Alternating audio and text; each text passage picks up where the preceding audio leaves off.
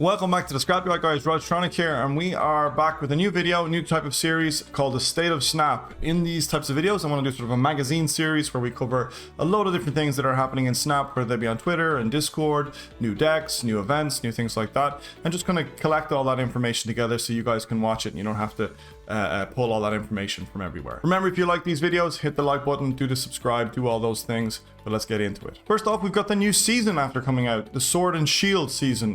This image is brilliant, I think, for accumulating all the information on one page. So the first thing that we get is Nick Fury. Nick Fury is a 5 energy, 7 strength. On reveal, add 3 random 6 cost cards to your hand. Not a great character, I think. I think the general consensus is it's kind of struggling. I know it's really early. It's only been out less than 24 hours. People haven't really figured out what that's going to be. There is a confirmation that he will never generate the same 3. It's always going to be 3 different cards.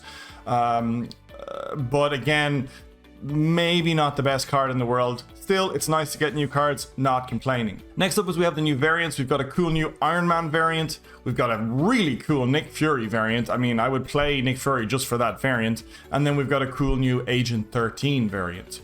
The other cool things available in this new season is the card backs. We've got the S.H.I.E.L.D and Hydra card backs. I love both of these. I think the S.H.I.E.L.D one is fine, but the Hydra one just pops for me. I don't know, that red, that logo, it's just super cool. And then lastly, you've got the Nick Fury and the Agent 13 avatars. Obviously in the season pass, you'll get your gold, you'll get your boosters, you'll get your credits, all the little bits and pieces in between, which is, you know, standard. That's what we've seen so far. It's going to cost you €9.99 euro wise. I think it's going to be similar in dollars. I'm not sure what it translates to across the globe. Is it worth it? Are people going to continue to pay €10 a season going forward? Personally, I probably will, but then again, I'm a bit of a whale when it comes to these things. I like collecting, I like the games, and I want to support the game. I have the money, it's kind of my pocket money. I can do it whatever I want to. You can't tell me what to do. I decided to scour Twitter and a few other places to find some decks for you guys. Straight off the bat, you don't have to go looking, so let's go take a look at those decks. The first one is my good friend Willow. Willow is a bit of a deck building genius. You should go check him out on Twitter, definitely. So he's said, after my couple of hours of Nick Fury science, I'm happy to report he has tons of fun. The Hela packages with Fury still needs a little love, I think, but still a little early to say. Perhaps Helicarrier will help with that. Helicarrier is a card coming in the future. For now, though, I've enjoyed him in a collector list. So this list runs the HUD, Agent. It's basically collector. You know, you're putting stuff back into your hand, buffing Angela. It runs Beast as well to pull those 1-drops back into your hand so you can play them for free again. Sentinel, and then Bishop is going to continue to get buffed. Devil Dino obviously loves having a handful of stuff, and that's the first card I actually thought of when I saw Nick Fury. There's a card that really appreciates lots of cards in hand. It's got Iron Man to do that fine little buff, and then Nick Fury to generate 3 more cards into your hand, which will immediately give Collector +3 strength. As to say how strong this deck is, I don't know, but it looks like a lot of fun. And I'm definitely going to give it a shot. Deck number 2 is from Ben Jim Jam. Ben Jim Jam, if you're not familiar, plays Agatha all day, every day. That's all Ben Jim Jam likes to do, and that's cool. That's fine. I have a video coming out on Agatha soon, so I'm looking forward to you guys seeing that. He is running Agatha with the 2 Thors, Magic, and then he runs Agatha with Lady Sif and Ghost Rider. So in theory, Agatha being the highest cost card, anytime you play Lady Sif, you're going to discard Agatha, and then you're going to get control of your deck back, basically. And then the other cards are just good cards when you play them. Magic is in there as well, and then Nick Fury to kind of generate those 3 6-drops that might give you a game winner at the very end. Very interested to try that deck out. The last deck I found on Marvel Snap Zone is an Invisible Hela deck created by Styles. Again, they're running very much a discard package into Hela. With your Invisible Woman, Lady Sif, Gambit, Moon Knight, basically pretty much all of the discard package, and obviously Magic to buy yourself an extra turn, and then you're trying to get Hela in behind Invisible Woman so that she discards all the big stuff, and then you drop them all on it. That also works really well with Nick Fury, because remember, he's putting 3 6-drops into your hand, so if you can play him on turn 5, Hela, all your discard targets now have more 6-drops to discard. So you very RNG, but I'd say still a lot of fun, and I'd say you can pull off some sick turns. The next section of this is I wanted to talk about the dev questions and answers section. I wanted to talk about cards You know, if you're not aware, in Discord, in the Marvel Snap Discord, there's a channel to ask the devs questions. So I want to highlight some of the ones that I thought were pretty cool of late. Ray Dunn said, what percentage of players have a full collection at this point? Any concerns as to what players will do once they complete Pool 3? I expect interest may drop off once all cards are collected. And I think a lot of people think that. You know, I'm getting close, but I still have a few more to collect. But some players have collected all their decks, you know, all their cards for quite a while. Steven actually said, it's super small. Less than 0.5% of people have collected all cards, which is an interesting percentage. Yes, very concerned about what happens when someone gets all Pool 3 cards and how it will impact their engagement. We are working on juicing up the experience for players after Pool 3 in a future update.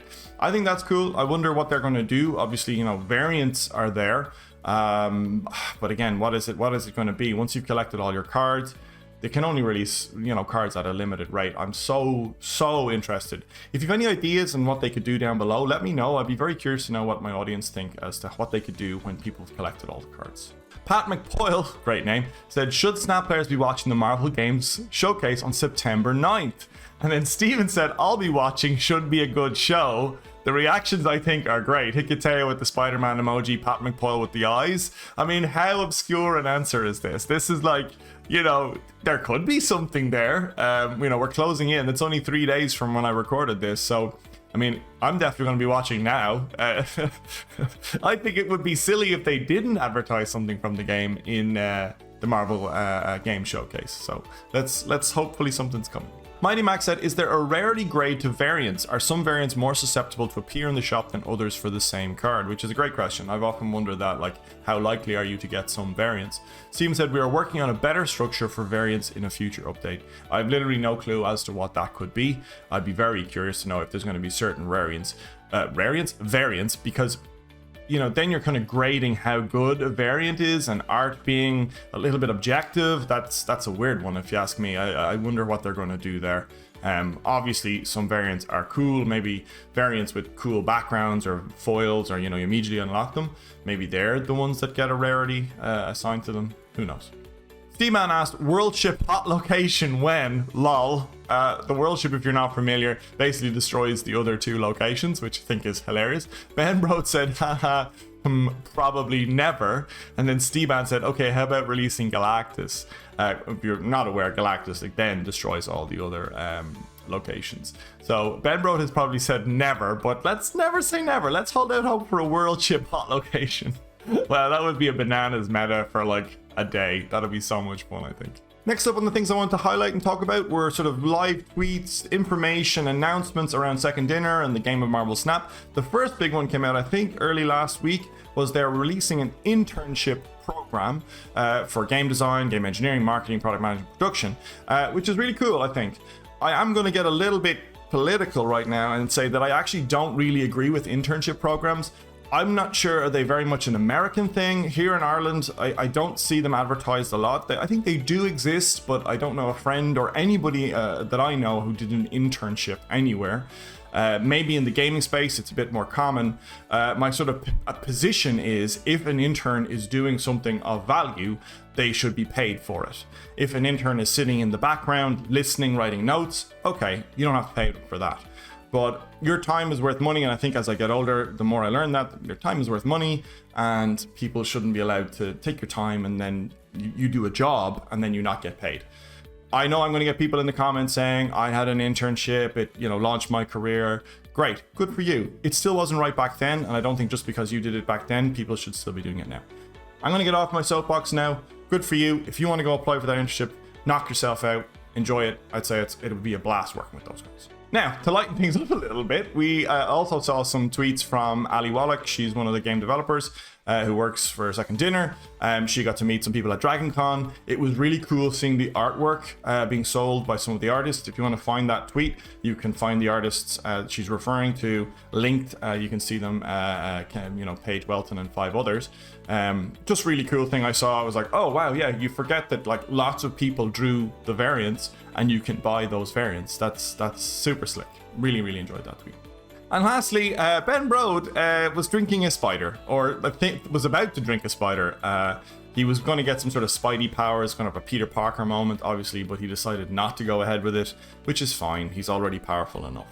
Okay, and that's been the State of Snap. Thank you very much for watching. Obviously, hit the like button down below. Hit subscribe if you like this kind of content. And feel free to send me some DMs if you've got other stuff that you think should be featured in a future episode of the State of Snap. Please let me know. Decks you want to talk about, topics, conversations, absolutely happy to chat about them. And lastly, if you want to continue watching some of my content, you can click on the videos that are over here. All right, see you in the next one. Bye.